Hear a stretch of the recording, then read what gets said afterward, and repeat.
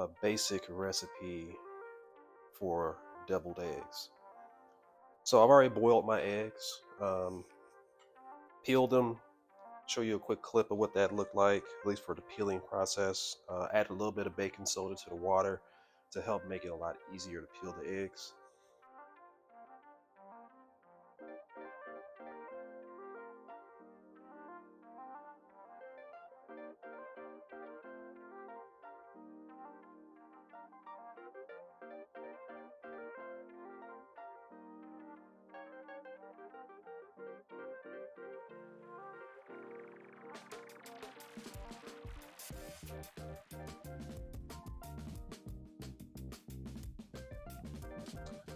So I'm going to cut each egg in half. I'm going to put the yolk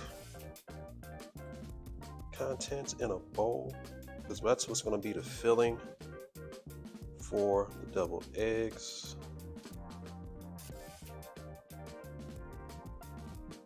All right, get my dish. I'm going to set this up on.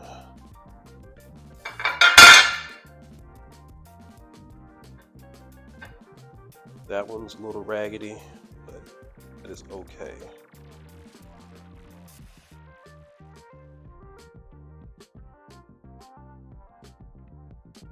Deviled eggs are a family favorite. They do not last long. I think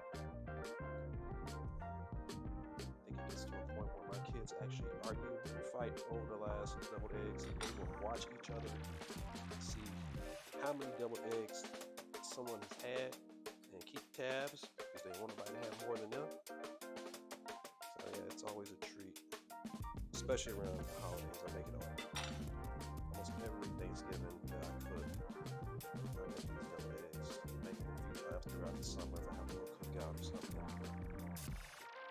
Yeah, something that's looked for quite often. But this is a basic version of what I typically would do. I do a much more elaborate or eclectic, as probably some people would probably think. Some of the ingredients I kind of play around with and how I dress them up. But we'll get to that in a future video. Alright, so I have my yolks all in here.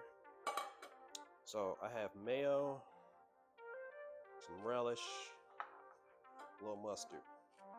That's really all you need. But before we add those ingredients, we're going to break those yolks up.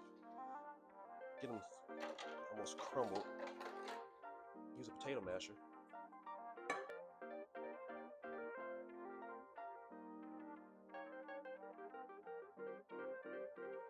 It's going to look like this. Alright, so I'm going to add my mayo. So I did 6 eggs. This is probably about a half a cup of mayo. I actually rarely measure how much mayo I add when I do this recipe. I kind of eyeball it. Kind of want it to a little bit stiffer than toothpaste. It's probably if you want to relate it to something familiar.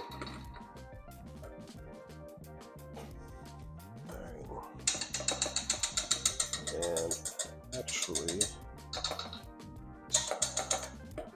whisk is not a good idea to use that. Use the same spatula. Get that all incorporated. Yeah. All right, so now I'm gonna add my mustard. That was about a tablespoon of mustard.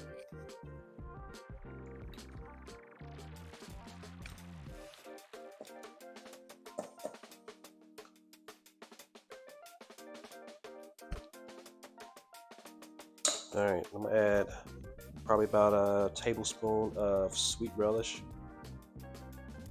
I oftentimes use dill relish, but like say the OG style make this calls for sweet relish.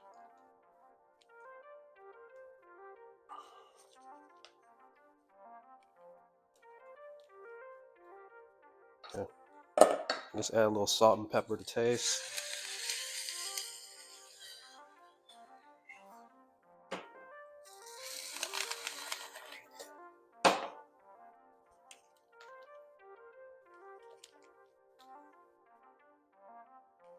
You know, oftentimes I'll add cheese and jalapenos and garlic powder, maybe some Creole seasoning, all that type of stuff. Okay, let's get at a taste.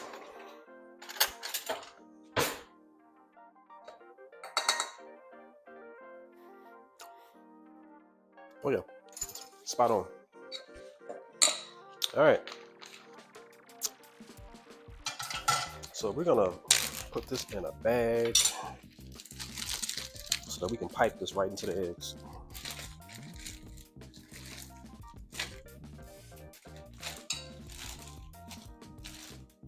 Yeah, usually I have one of my daughters here with me to help hold the bag, but luckily I have these bags that can kind of sit up by themselves.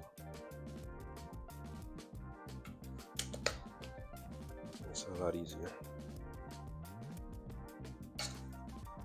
And use a rubber spatula to kind of scrape the edges so you don't waste any. Use a wooden spoon or something, you're gonna have streaks and you're gonna waste a lot of the filling. So as you can see, I got almost all of that out of there. Okay. All right, we're gonna close this bag up, get some of the air out, or all the air out.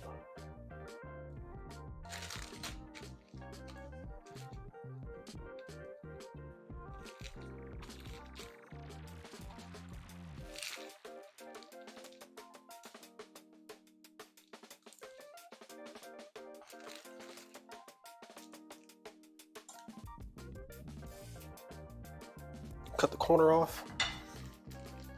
Get it all into one corner like that, and you kind of twist it. Kind of squeeze it right in, like. All right, so pipe that in. Just gently squeeze the sides of this bag to get it filled up. You know, some of these eggs weren't perfect, but it doesn't have to be. Pipe that in.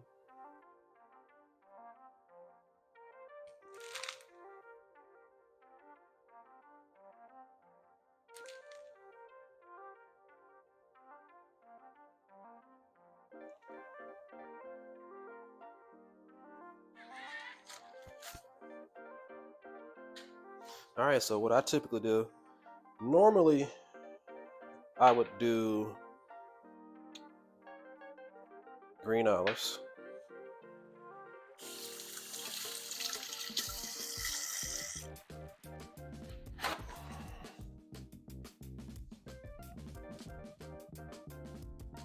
Normally I would do green olives, but these Mala olives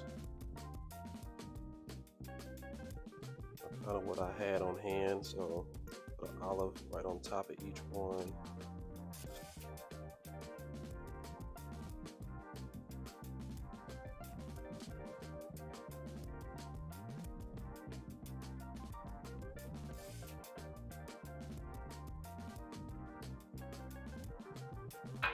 All right, and then we'll hit the top of each one of these with some paprika.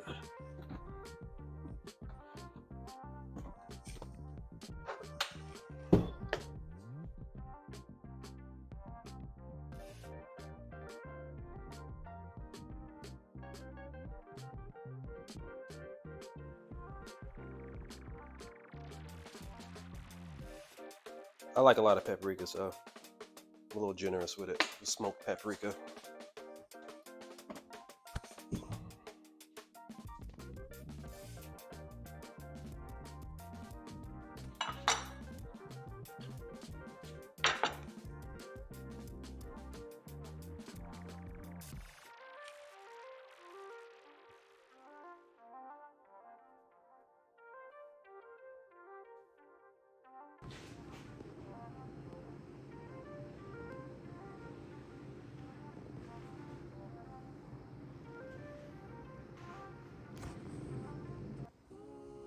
Let's give these a try.